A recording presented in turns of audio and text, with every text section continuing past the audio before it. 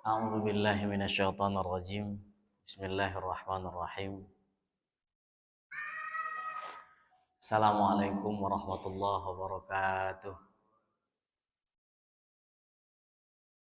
Alhamdulillah alladzi hadana li hadza wa ma kunna linahtadiya laula an hadanallah. Asyhadu an la ilaha illallah wahdahu la syarikalah wa asyhadu anna sayyidana Muhammadan abduhu wa rasuluhu alladzi la nabiyya ba'dah. Sallallahu alaihi wa ala alihi wa sahbihi wa man tabi'ahu huda wa mawala wa ba'du. Bersyukur kita kepada Allah Subhanahu wa taala pada hari ini maghrib menjelang isya, sama kita bisa bermajelis di sini. Hadirnya kita di sini, duduknya kita di sini adalah bagian dari nikmat dan karunia yang Allah berikan kepada kita. Maka kita tidak punya pilihan terhadap nikmat dan karunia ini kecuali bersyukur kepada Allah Subhanahu wa taala. Sebagaimana yang Allah maklumkan kepada kita, la in syakartum la azidannakum wa la in kafartum inna adzabi lasyadid. Salawat dan salam kepada Rasulullah sallallahu alaihi wasallam, keluarga beliau, sahabat beliau. Kita berharap kita termasuk orang-orang yang mendapatkan syafaat dari Rasulullah SAW. Dan dengan syafaat itu dikumpulkan kita bersama beliau, bersama para sahabatnya, keluarganya, dzurriyyatnya di surganya nanti. Amin ya rabbal alamin. Melanjutkan pembahasan kita tentang hadis-hadis Rasulullah sallallahu alaihi wasallam. Ada satu hadis dari Abu Tha'labah Al-Husani Jurthum bin Nashir an Rasulillah sallallahu alaihi wasallam. Innallaha ta'ala farada faraid fala tudayyi'uha wa hadda hududan fala ta'taduha wa harrama asya'a fala tantahikuha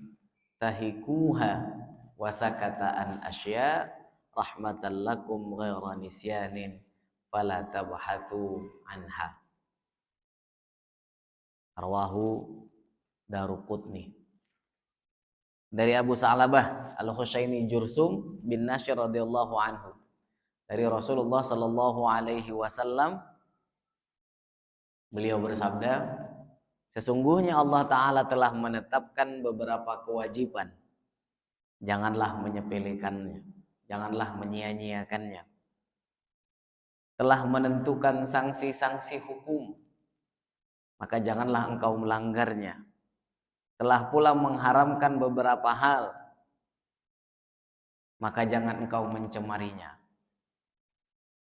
Dan juga mendiamkan beberapa hal karena kasih sayangnya kepada kalian, bukan karena lupa, maka janganlah engkau mencari-carinya. Jadi hadis ini menceritakan paling tidak ada 4 hal yang perlu diperhatikan oleh kita, orang yang mengaku terkena beban syariat. Kalau bahasa fikihnya itu mukallaf. Kita semua yang hadir di sini mukallaf. Mukallaf itu adalah orang yang dibebani oleh syariat, oleh hukum-hukum taklif. Hukum taklif itu wajib, sunnah, mubah, makruh, haram. Jadi orang-orang yang di sini tuh mukallaf, terbebani atau terkena hukum taklif. Ya, kalau ditanya nanti misalnya anak-anak kami, sebutkan hukum taklif itu 5. Karena sekarang banyak yang bahkan ketika kuliahnya di syariat, di fakultas syariah, ditanya hukum taklif itu tidak familiar dengan istilahnya. Kalau hukumnya tahu, istilahnya tidak familiar. Jadi kita yang terkena hukum taklif ini disebutkan oleh Rasulullah Sallallahu Alaihi Wasallam bahwasanya Allah Subhanahu Wa Taala faradal faraid. Farada itu mewajibkan. memfardukan. Makanya dari istilah fardhu ini kita mengenal dengan istilah faridah. Kalau satu, kalau dia banyak faridah-faridahnya, kewajiban-kewajibannya disebutnya dengan faraid. Kalau mungkin dulu kita pernah di pesantren atau pernah belajar ulum syar'i, kita mengenal ada ilmu faraid, ilmu warisan. Sebenarnya bukan faraid yang itu. Faridah itu kewajiban. Ada satu hadis dari Rasulullah Sallallahu Alaihi Wasallam, talabul ilmi faridatun ala kulli muslim. Menuntut ilmu itu faridah, wajib. Jadi innallaha farada al-faraid. Faraid ini banyak. Jadi Allah itu memfardukan banyak kewajiban. Allah itu mewajibkan banyak hal. Ya. Kemudian kata Rasulullah, fala tudayyi'uha.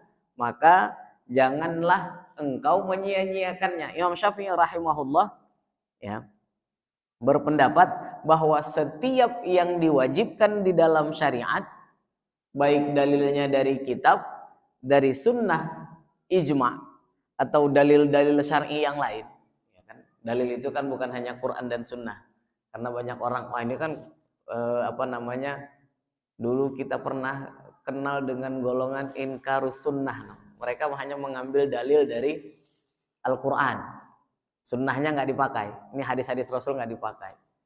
Ada yang mengambil ini dari hadis saja, Al-Qur'annya ditinggalkan.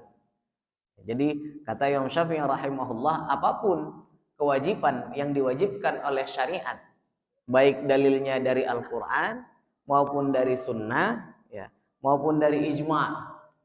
Ijma itu kesepakatan ulama. Ulama mengambil dari Al-Qur'an, dari hadis, kemudian mereka bersepakat. Ya. Ijma ulama. Ya. Kemudian dalil-dalil syar'i yang lain. Dalil syar'i yang lain itu misalnya ada yang berpendapat bahwasanya qaulus sahabi, perkataan para sahabat itu bisa dijadikan dalil. Nah, jadi dalil-dalil yang lain kalau diwajibkan oleh dalil-dalil ini syariat, maka kata Imam Syafi'i ini hukumnya fardu. Fardu itu kalau hukum taklifnya disebutnya dengan wajib. Ya, wajib itu kalau dilaksanakan berpahala, kalau tidak dilaksanakan berdosa. Orang makanya takutnya sama wajib dan haram saja. Karena wajib dilaksanakan berpahala, ditinggalkan berdosa. Haram dilaksanakan berdosa, ditinggalkan berpahala. Selebihnya kita nggak pala takut. Ya. Misalnya sunnah, kalau ditinggal pun nggak pala khawatir.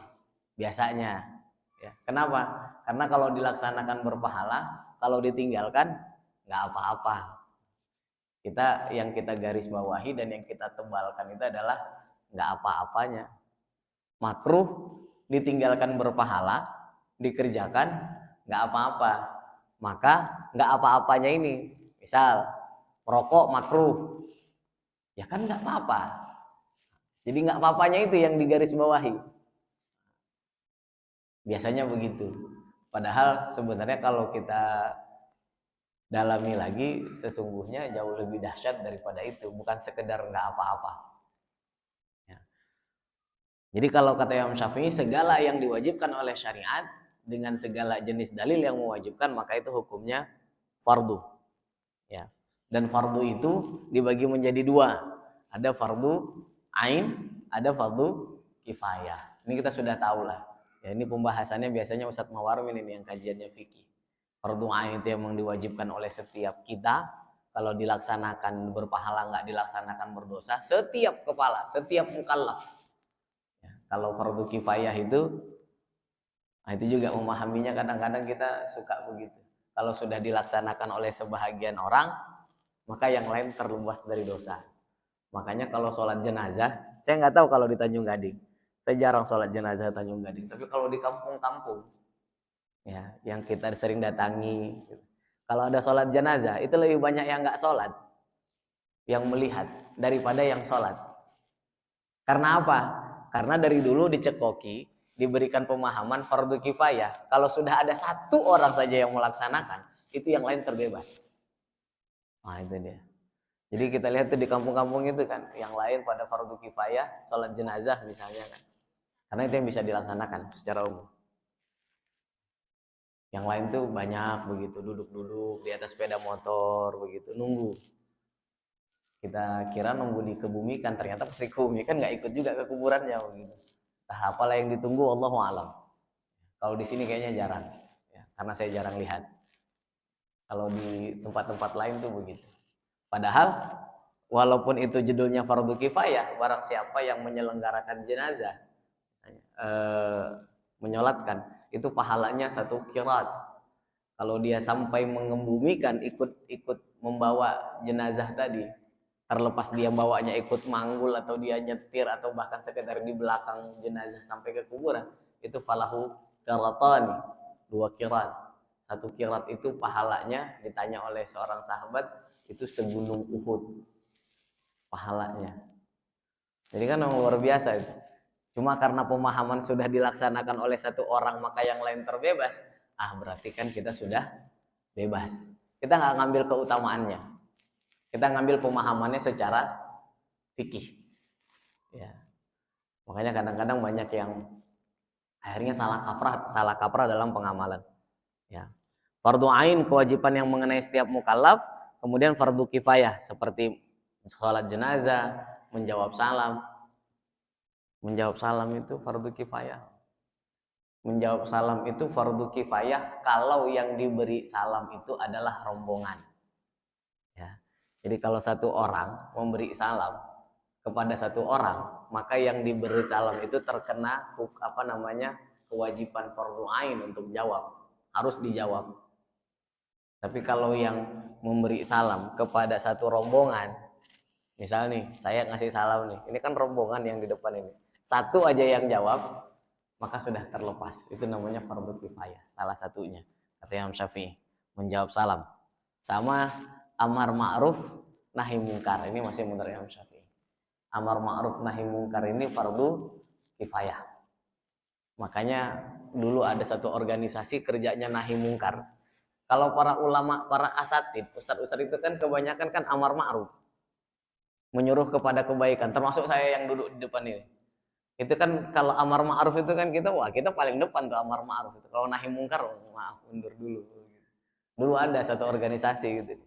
Nahi mungkarnya luar biasa, walaupun sekarang sudah bubar. Ya, dibubarkan. Itu amar ma'ruf nahi mungkar itu fardu kifayah. Kalau sudah ada yang melaksanakan, insyaallah. Ya. Amar ma'ruf nahi mungkar. Ya. Itu yang pertama, tentang faradul faraid. Oleh karena itu, menjadi kewajiban kita untuk mengetahui apa-apa saja yang Allah faridahkan, apa-apa saja yang Allah fardukan kepada kita. Bagaimana kita mau menjalankan segala apa yang difaridahkan oleh Allah Subhanahu wa taala kalau kita tidak punya ilmunya. Oleh karena itu, maka menjadi kewajiban kita untuk mengilmui, terkhusus apa-apa yang difardukan kepada kita sebagai seorang mukallaf, sebagai orang yang terbebani hukum syariat, yang kalau kita tidak laksanakan apa-apa yang diperintahkan oleh Allah Subhanahu wa taala, maka kita terkena dosa. Maka hati-hati. Ya. Kemarin ada orang baru masuk Islam di kampung. Ya, baru masuk Islam. Ketika dia sebelum dia masuk Islam, ya tentunya dia tidak terkena segala beban syariat. Ya. Tetapi ketika dia sudah masuk Islam, maka dia terkena kewajiban-kewajiban yang harusnya memang dilaksanakan oleh orang yang mengaku Islam. Mulai dari sholat, zakat, puasa, yang wajib-wajib ya. Sholatnya tentu juga sholat yang wajib. Ya, kemudian zakat, kemudian puasa, tentu juga puasa yang wajib. Ya, kemudian naik haji, ini wajib. Walaupun ada catatannya bagi yang mampu. Ya, mampu dengan segala jenis kemampuannya. Ini tentang faridah. Maka Bapak Ibu saudara-saudara yang dirahmati oleh Allah Subhanahu wa taala, menjadi penting karena ini menjadi perintah Allah yang kemudian dikuatkan oleh hadis Rasulullah sallallahu alaihi wasallam. Ya. Dan apa-apa yang diwajibkan oleh Allah Subhanahu wa taala ini adalah menjadi jalan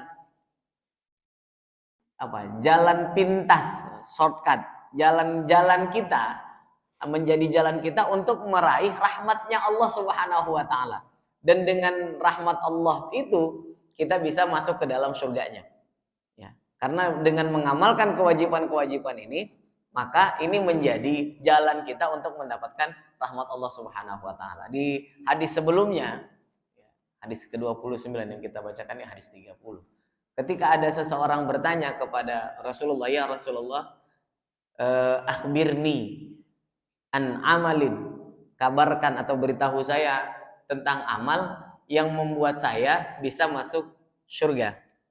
Apa kata Rasulullah? Sesungguhnya pertanyaan kamu itu azim, ya, agung, tapi mudah dilakukan bagi orang yasirun ala ma yassarallahu alaihi.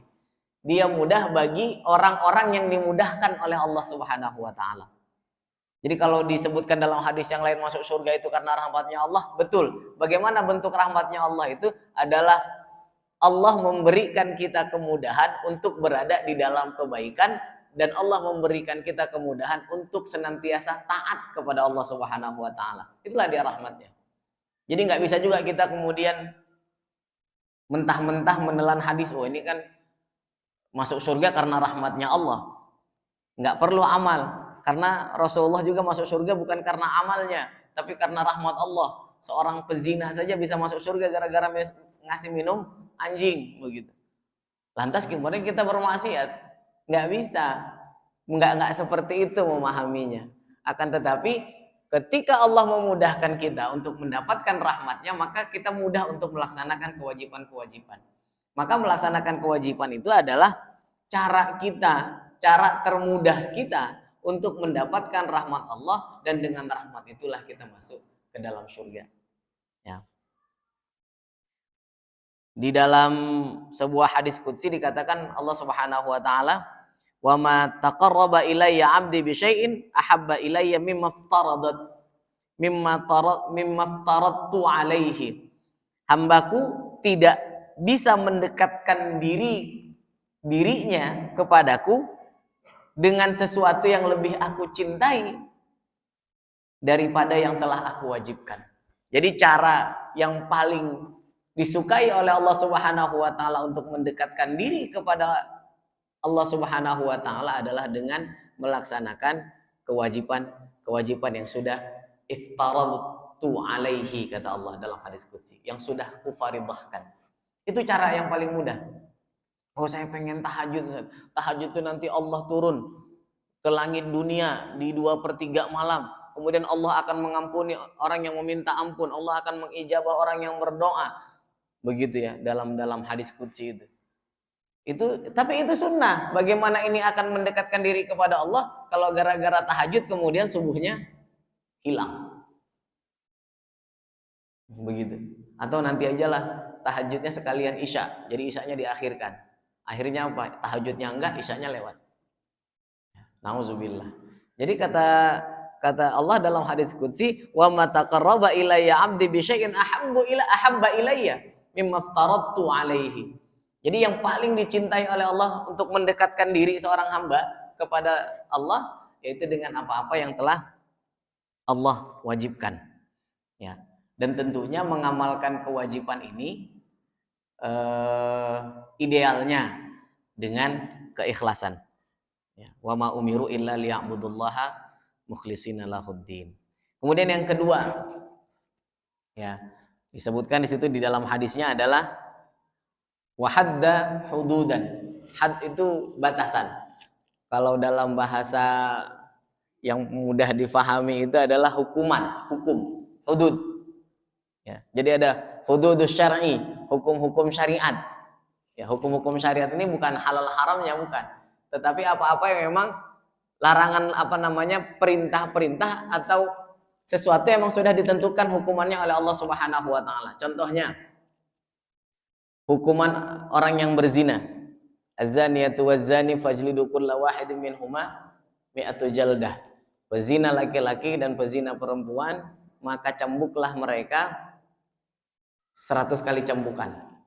Ya, pezina laki-laki. Ini hudud namanya. Kemudian as-sariqu was-sariqatu faqta'u aydiyahum. pencuri itu dipotong tangan. Kemudian qisas, ya al-ainu bil aini, mata dengan mata, ya, nyawa dengan nyawa. Itu namanya hudud di dalam Islam. Jadi Allah Subhanahu wa taala hadda hududan, sudah menetapkan hukum-hukum. Ya. Maka kata Rasulullah, fala ta'taduha. Janganlah engkau melanggarnya. Jadi sanksi-sanksi itu sudah ada. Walaupun sebenarnya sanksi-sanksi ini yang dikhawatirkan oleh banyak orang ketika ada yang kemudian bercerita tentang penegakan negara Islam atau daulah Islamiyah. Apa yang paling dikhawatirkan? Karena kalau negara Islam itu berdiri, maka hukum-hukum Islam itu mesti dilaksanakan. Mencuri, potong tangan. Berzina, dilihat dulu. Tadi memang ayatnya memang hanya dicambuk 100 kali. Tapi kalau dijabarkan lagi itu diambil dari hukumnya, dari dalil hadis dan lain sebagainya. Itu kalau yang dicambuk 100 kali itu kalau pezinanya masih gadis atau masih lajang atau belum menikah. Jadi kalau ada seorang laki-laki yang belum menikah atau seorang perempuan yang belum menikah berzina, itu hukumannya dicambuk 100 kali. Dalam lanjutan hadisnya dijelaskan, ini dalam ayatnya tidak ada lanjutannya, tetapi dalam hadis dijelaskan kalau setelah dicambuk 100 kali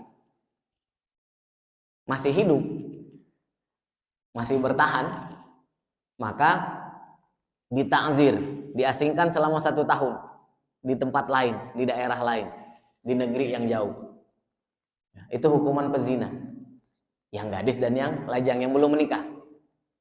Akan tetapi untuk yang sudah menikah, as-sayyibuz zani, yang sudah menikah dan dia berzina, itu hukumannya, hududnya adalah rajam.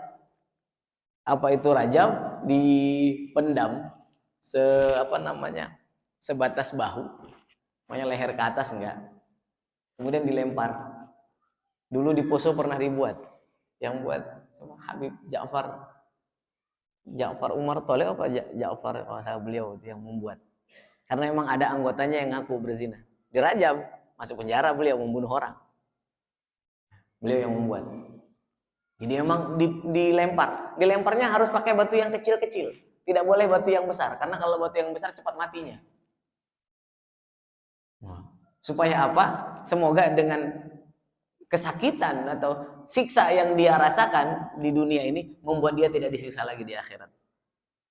Khawatir orang-orang yang berzina kemudian tidak ditegakkan hukum syariat, misalnya karena tinggal di Indonesia begitu, nggak ditegakkan hukum syariat. Insyaallah nanti di akhirat kalau dia tidak bertaubat, azabnya pedih betul. Dan orang yang berzina itu kan sebelum dirajam dia mesti disuruh taubat dulu. Ya, itu hudud. Ya. Jadi kata Allah, fala ta'taduha. Jangan engkau langgar. Ini yang sudah ada hukuman-hukuman Allah. Dan ini sudah jelas hukumnya. Ya. Banyak lagi gitu. Selain yang tadi, nanti di dalam fikih itu banyak penjelasan-penjelasannya tentang hudud Allah. Ya. Fala ta'taduha. Hukum-hukum Allah maka jangan dilanggar. Maka hati-hati. Ya. Orang yang mencuri nanti potong tangannya, ya, orang yang membunuh nanti dibunuh. Tapi tentunya yang melaksanakan ini bukan semua orang boleh, tetapi negara, ya, negara. Makanya walau ketika disebutkan hukum-hukum ini kemudian hukum-hukum Islam, kemudian orang kemudian menjadi khawatir, sebenarnya ya tidak perlu khawatir yang berlebihan. Ya kalau kita tidak melaksanakannya ya nggak masalah. Kemudian kalaupun misalnya bahkan ketika zaman Umar bin Khattab radhiyallahu anhu ada yang mengaku, ya Amirul Mukminin saya ini berzina, disuruh Umar cabut apa kesaksian apa yang kamu adukan itu cabut, padahal dia mengadukan dirinya sendiri. Karena apa? Dia tidak bisa menghadirkan saksi. Dia tidak bisa menghadirkan saksi. Kalau dia tidak bisa menghadirkan saksi, maka itu tidak bisa dihukumi zina. Karena apa? Nggak ada saksinya. Saksinya itu harus ada yang melihat. Dan zina ini, misalnya kita cerita hudud, zina ini yang melihatnya itu nggak boleh 1, tapi 4. Kalau di dalam kajian fikih melihatnya itu sampai melihat masuknya benang ke dalam jarum. Nah itu bahasa fikihnya. Jadi kalau cuma melihat ini ada perempuan sama laki-laki masuk ke dalam hotel, kemudian keluar rambutnya acak-acakan, tali pinggangnya sedang terbuka, tapi nggak melihat masuknya benang ke dalam jarum, maka nggak bisa dijadikan saksi di dalam hukum zina itu. Dan tidak bisa dihukumi dia sebagai pezina.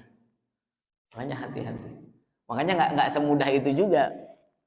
Kita menghukumi orang berzina berarti dia bisa dirajam, berarti dia kena cambukan 100 kali. Ya. Karena sudah ada ketentuan-ketentuan di dalam penegakan hudud, ya, hudud syar'i, hukum-hukum syariat. Ya. Kalau orang yang mabuk itu ya, itu dicambuknya 40 kali, tapi zaman Umar itu dicambuknya 80 kali. Orang pada protes. Wahai Umar ini kan serikan buat ini dia, istihad sendiri. Oh, berarti Umar suka buat bid'ah? Enggak. Ya, karena Umar ini sesuatu yang dia buat sudah dilegitimasi. Berpeganglah kepada sunnahku dan sunnah khalifah al-mahdiyin yang mendapat hidayah setelahku. 4 orang itu termasuk Umar. Karena pada zaman Umar banyak betul orang yang minum khamar. Jadi kalau tidak ditingkatkan efek jeraknya, nanti banyak yang nggak berhenti. Makanya walaupun hukuman dalam hadis itu hukuman minum khamar itu bagi pemabuk itu 40 cambukan, zaman Umar 2 kali lipatkan. Ya.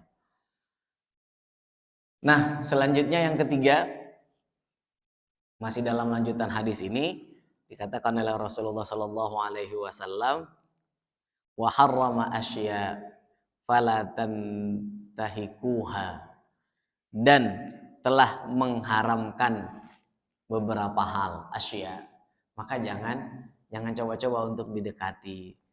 Ya. Larangan mendekati dan mengerjakan yang haram ini adalah perkara yang diharamkan secara pasti, yang disebutkan di dalam Al-Quran dan Sunnah Nabi. Ya, Allah Subhanahu Wa Taala telah melarang mendekati hal-hal yang memang sudah diharamkan, serta melanggarnya seperti saksi palsu, memakan harta anak yatim. Jadi itu memang Allah haramkan. Ya. Sesungguhnya Allah sudah mengharamkan haramal fawahisha ma dhahara minha wa ma batan. Allah mengharamkan perbuatan-perbuatan yang keji, baik yang nampak maupun yang tidak nampak. Ya, apa saja yang diharamkan oleh Allah Subhanahu Wa Taala? Banyak hal. Ya, ini tentunya kalau bahasa bahasa kerennya aksiomatik. Sudah tidak perlu ditanyakan lagi. Ini sesuatu hal yang setiap orang Islam pasti tahu secara mendasar apa-apa yang Allah haramkan. Allah mengharamkan berzina, Allah mengharamkan mencuri, Allah mengharamkan mabuk, begitu ya. Allah mengharamkan tadi memakan harta anak yatim, Allah mengharamkan darah orang muslim, artinya itu harus kehormatan yang kita jaga. Di dalam hadis Rasulullah, inna dima'akum wa amwalakum wa a'radakum alaikum haram. Sesungguhnya darah, harta dan harga diri kalian orang Islam itu haram. Harus kita jaga, tidak boleh kita tumpahkan darah orang Islam. Tidak boleh kita curi harta, ya semua, baik orang Islam maupun non-Islam. Dan tidak boleh kita jatuhkan harga diri, marwah orang Islam. Ini juga haram. Ya. Maka barang siapa yang melihat hal-hal yang diharamkan dengan jeli serta mengkaji alasan pengharamannya, maka dia dapat mengetahui bahwasanya apa yang diharamkan itu sedikit dan dapat dihitung dengan jari. Dan semua yang diharamkan secara qat'i, secara jelas, ya dalilnya itu pasti merupakan keburukan. Dan selebihnya itu sesuatu yang halal. Ya. Jadi kalau ditanya kita juga apa saya yang diharamkan oleh Allah Subhanahu Wa Taala, ya itu aja di dalam penjelasan ini. Maka sebenarnya tidak ada alasan untuk kita kemudian merasa berat dalam menjalankan syariat, karena banyak betul larangan-larangan Allah ini, banyak betul apa yang diharamkan. Coba nanti silahkan dihitung. Dikatakan di sini oleh Imam Nawawi rahimahullah, penulis buku ini, bahwasanya kalau memang kita lihat secara objektif dan kita gali lebih dalam lagi, ternyata apa-apa yang diharamkan oleh Allah Subhanahu Wa Taala itu Hal-hal yang memang sifatnya buruk dan itu bisa dihitung dengan jari. Ya. Jadi dan ancaman bagi orang yang tantahikuha, yang mencemari, yang mendekati apa-apa yang Allah haramkan ini adalah nerakanya Allah. Jadi biasa begitu. Allah kasih reward, Allah kasih punishment. Jadi nggak usah khawatir dengan istilah kita ini beribadah harus karena betul-betul cinta kepada Allah, bukan karena takut neraka atau bukan karena mengharap surga. Karena Allah mengatakan wa ma umiru illa liya'budullaha mukhlishina lahuddin. Harus ikhlas. Ikhlas itu artinya kita nggak mengharap surga, nggak takut neraka, memang betul-betul karena Allah. Nah, ini nanti masuk kajian tasawuf. Ya, kan itu ada tuh seorang sufi wanita yang sangat masyhur yang mengatakan, kalau memang aku beribadah karena ingin mendapatkan surgamu ya Allah, tutup pintu surga untukku. Kalau karena khawatir masuk nerakamu ya Allah, karena takut karena masuk neraka, masukkan aku dalam neraka. Aku beribadah karena cintaku padamu. Ya, ini pada level yang wallahu a'lam bishawab.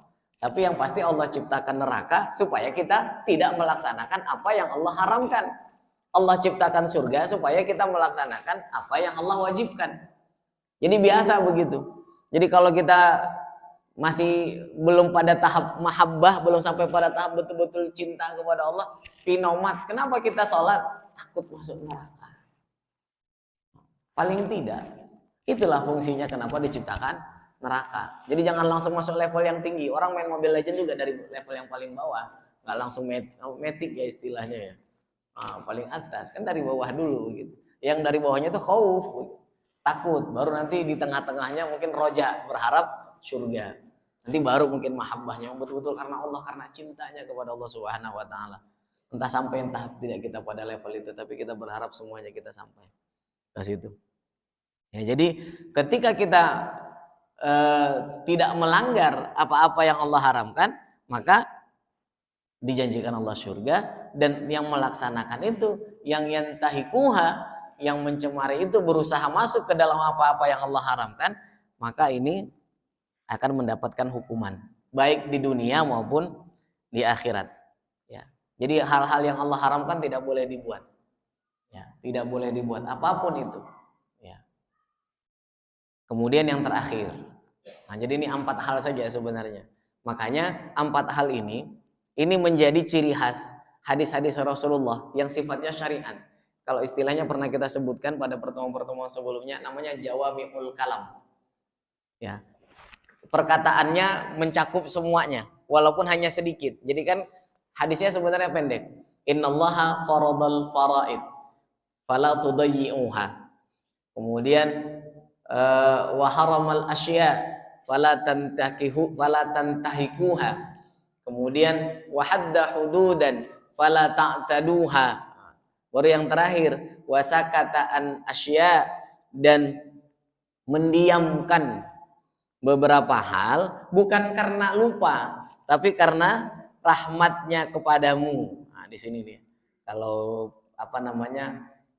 secara tekstualnya begini.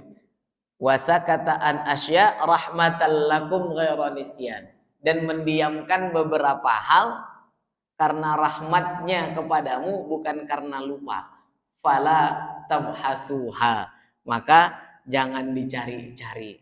Ini tentang apa? Nah, ini rahmat Allah. Pertama, rahmat Allah kepada hambanya. Bahwasanya Nabi menegaskan diamnya Allah dengan tidak menyebutkan hukum tentang sesuatu, tidak mewajibkan, tidak menghalalkan, tidak mengharamkan, itu tiada lain karena rahmat Allah kepada manusia, bukan karena Allah lupa. Ini Allah lupa nih bahas hukum tentang ini nih. Allah lupa nih, kenapa kok hal ini nggak dibahas? Bukan karena itu, tapi karena rahmatnya kepada kita sehingga kita menjalankan kehidupan ini lebih mudah dan lebih ringan. Karena Allah itu yuridu bikumul yusra wala yuridu bikumul usra. Allah itu menginginkan kemudahan bagi kita, tidak menginginkan kesusahan. Ya. Maka perkara-perkara yang tidak Allah sebutkan haramnya, yang tidak Allah sebutkan halalnya, yang tidak Allah sebutkan kewajibannya, tapi juga Allah tidak sebutkan keharamannya, kalaupun dikerjakan maka tidak ada kesempitan atas yang mengerjakan tadi. Kalaupun itu salah, maka perkara-perkara itu yang didiamkan oleh Allah Subhanahu wa taala itu akan dimaafkan sebagai rahmatal lakum. Kasih sayangnya Allah. Memang luar biasa nih. Kalau cerita kasih sayangnya Allah, makanya ada seorang sahabat ketika dia mengatakan, dia membuat satu pernyataan. Kalau seandainya aku disuruh memilih kelak di akhirat, siapa yang menghisapku atas amal-amalku nanti di akhirat? Ibuku atau Allah? Kalau seandainya aku boleh memilih, dikasih pilihan, siapa kelak yang menghisapku nanti di akhirat, ibuku atau Allah? Maka aku memilih Allah. Karena kasih sayang Allah itu jauh lebih dahsyat daripada kasih sayang seorang ibu. Kita mungkin kalau seandainya yang menghisap itu ibu, pastilah ya, masuk surga nih. Karena apa? Wong ibu kita kok yang menghisap. Tapi tidak. Karena rahmatnya Allah itu memiliki 100 kasih sayang. Ya, satu kasih sayangnya Allah, satu rahimnya Allah itu dibagikan kepada seluruh makhluknya. Yang satu ini dibagi kepada seluruh makhluknya. Itulah yang dibagi-bagi. Sehingga ada kasih sayang ibu kepada anaknya. Ada berapa miliar ibu di dunia ini. Kasih sayang hewan kepada anaknya. Kasih sayang ayah kepada anaknya. Kasih sayang majikan kepada peliharaannya. Majikan ini maksudnya binatang ya. Maksudnya yang punya peliharaan binatang. Kadang-kadang sayang betul. Itu kan rahman itu. Rahimnya itu. Berapa banyak itu? Itu hanya satu kasih sayangnya Allah yang dibagi. Di sisanya di Allah itu ada 99 lagi. Maka kata seorang sahabat itu, kalau seandainya disuruh milih antara yang menghisapku antara Allah dan ibuku, aku milih Allah Subhanahu wa taala. Karena begitulah rahmatnya Allah. Maka dikatakan hadis di sini, ya, fala tabhatu anha, maka jangan dicari-cari, jangan diribut-ributkan apa-apa yang tidak dibahas secara spesifik. Karena apa? Itu adalah bagian dari kasih sayangnya Allah Subhanahu wa taala. Ya. Ini dalam kajian secara umum. Tapi kalau dalam kajian fikih memang kadang-kadang harus dibahas secara spesifik. Misal, dulu zamannya belum ada pesawat, orang sudah membahas ini bagaimana seandainya kita sholat di atas, sedangkan kiblat itu adanya di bawah. Nah, itu belum ada pesawat. Terus sudah dibahas. Memang begitulah kajian fikih. Tapi secara umum, ya, makanya ada ayat Al-Quran mengatakan la tas'alu an asya in tubdalakum tasukum. Jangan kau tanya tentang hal-hal yang tak penting untukmu. Nanti kalau tahu, akhirnya jadi bahaya, jadi keburukan buatmu, jadi mudarat. Makanya yang nggak tahu ya sudah. Ya. Larangan banyak mencari dan bertanya-tanya. Difahami bahwasanya dalam hadis ini adalah larangan banyak bertanya dan mencari-cari di masa Nabi secara khusus. Ya, karena banyak mencari-cari dan banyak bertanya pada zaman itu akan membuat timbulnya pemberatan dalam kewajiban yang harusnya tidak ada kewajiban tentang hal itu ditanya. Akhirnya kata Rasulullah, kalau gitu buat. Akhirnya jadi syariat-syariat yang memang diwajibkan oleh Rasulullah SAW. Ya. Jadi ya tadi la tas'alu an asya in tubdalakum tasukum, ni Al-Maidah. Ya. Maka Bapak Ibu saudara-saudara yang dirahmati oleh Allah Subhanahu wa taala, sebelum masuk penutup, maka termasuk yang mencari-cari sesuatu yang tidak bermanfaat itu adalah menyelami masalah-masalah gaib yang kita diperintahkan untuk beriman. Sudah beriman saja, tidak usah dicari-cari kapan hari kiamat. Ini kan masalah-masalah gaib. Ya. Kemudian ada seorang syekh yang ditanya tentang ibunya Rasul. Itu juga syekh itu marah. Ya, orang Arab, saya lihat videonya. Ibunya Rasul ini masuk surga atau masuk neraka? Karena Islam itu adanya kan setelah Rasulullah. Jadi ini siapa? Dikatakan oleh saya itu, ini ilmu. Kalaupun kamu tahu tidak menambah keimanan. Kalaupun kamu nggak tahu tidak mengurangi keimanan. Kamu bertanya itu tandanya kurang iman. Makanya hal-hal seperti itu tidak usah diributkan. Ya, intum dalakum tasukum. Kecuali kalau memang sudah diceritakan, sudah ini. Kadang-kadang kita suka bertanya hal-hal yang memang tidak ditentukan, memang di dalam syariat. Padahal dalam hadis ini dikatakan wasakataan asya, Allah mendiamkan beberapa hal rahmatan lakum ghairan nisyan. Karena sayangnya dia kepada kita, bukan karena dia lupa tentang hukum sesuatu itu. Maka mari kita gunakan kasih sayangnya Allah ini seluas-luasnya, bukan malah mencari-cari titik-titik celah yang membuat itu malah membuat kita semakin berat terhadap syariat. Jadi ini hadisnya Jawami'ul Kalam, pendek ya. Tetapi kadang-kadang yang pendek ini pun susah menghafalnya ya.